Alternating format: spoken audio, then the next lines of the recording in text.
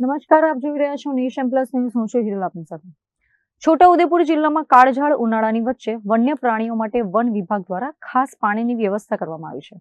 જંગલ વિસ્તારમાં બનાવાયેલા કૃત્રિમ પાણીના કુંડ અને વોટર પોઈન્ટ્સ મારફતે રીંછ, દીપડા સહિતના જંગલી પ્રાણીઓને રાહત મળી રહી છે.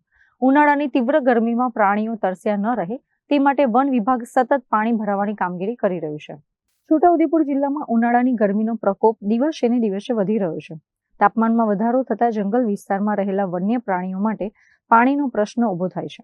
આ પરિસ્થિતિને ધ્યાનમાં રાખીને વન વિભાગે આગોતરા આયોજન સાથે જંગલોમાં ખાસ પાણીની વ્યવસ્થા ઊભી કરી છે.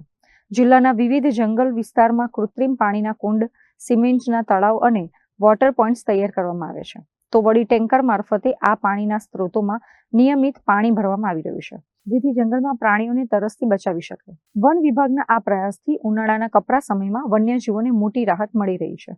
ખાસ કરીને રીંછ, દીપડા, હરણ, સસલા અને અન્ય જંગલી પ્રાણીઓ માટે આ પાણીના કુંડ જીવનદાતા સાબિત થઈ રહ્યા છે. વન વિભાગના અધિકારીઓ મુજબ ઉનાળાના સમગ્ર સિઝનમાં આ કામગીરી સતત ચાલુ રહેશે. જ્યાં પાણીની વધુ જરૂરિયાત હશે ત્યાં વધારાના ટેન્કર અને નવી પાણીની વ્યવસ્થાઓ પણ ઊભી કરવામાં આવશે. વન્ય પ્રાણીઓના સંરક્ષણ અને જીવન બચાવવા માટે વન વિભાગ સજ્જ હોવાનું અધિકારીઓએ જણાવ્યું છે. છોટાઉદેપુર ડિવિઝનમાં જેમાં મુખ્યત્વે વડોદરા ડિસ્ટ્રિક્ટ તથા છોટાઉદેપુર ડિસ્ટ્રિક્ટનો સમાવેશ થાય છે. તેના જંગલ વિસ્તારમાં સામાન્ય રીતે દીપડા, રીંછ, નીલગાય, જંગલી ભૂંડ તેમજ અન્ય નાના મોટા પ્રાણીઓ ઘણા બધા જોવા મળે છે. તો ચાલુ સિઝનમાં જે ઉનાળાની સિઝન ચાલુ થઈ ગઈ છે તો તેમાં મુખ્યત્વે પાણીની એમને તંગી સર્જાતી હોય છે.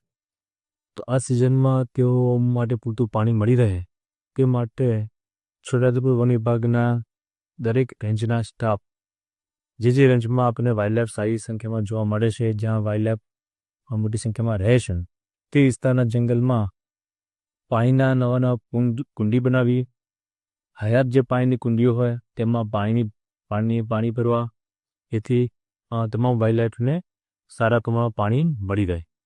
આ ઉપરાંત નાના મોટા એસએમસીના કામો પણ કરવામાં આવતા હોય છે, જેમ કે વન તલાવડી, કલ્ટિવેશન ટેન્ક, જરૂર પડે ત્યાં ચેકડેમ, ચેકહોલ જેવી કામગીરી પણ કરવામાં આવતી હોય છે, જેથી વરસાદની સિઝનમાં આવા વિસ્તારોમાં પાણીનો જળનો સંગ્રહ વધી શકે.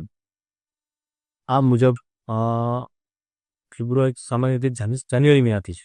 જાન્યુઆરી મહિના બાદ જ જેવું ગરમીની શરૂઆત થઈ જતી હશે અને કુદરતી પાણીના સ્ત્રોતો ઘટી જતા હશે, ત્યારથી જ આવી જે પાણીના સ્ત્રોતો નવા ઊભા કરેલા હશે ત્યાં વોટર ટેન્કર મારફત કે અન્ય સ્ત્રોત મારફત આપણે પાણી ભરતા હોઈએ છીએ. Rehan Patel, nation plus news, Chhota Udaipur. સમાચારોના સતત અપડેટ મેળવવા માટે અમારી નેશન પ્લસ ન્યૂઝની યુટ્યુબ ચેનલને સબસ્ક્રાઇબ કરો, બેલ આઇકન દબાવો અને જોડાયેલા રહો ફેસબુક, ઇન્સ્ટાગ્રામ અને ટ્વિટર પર.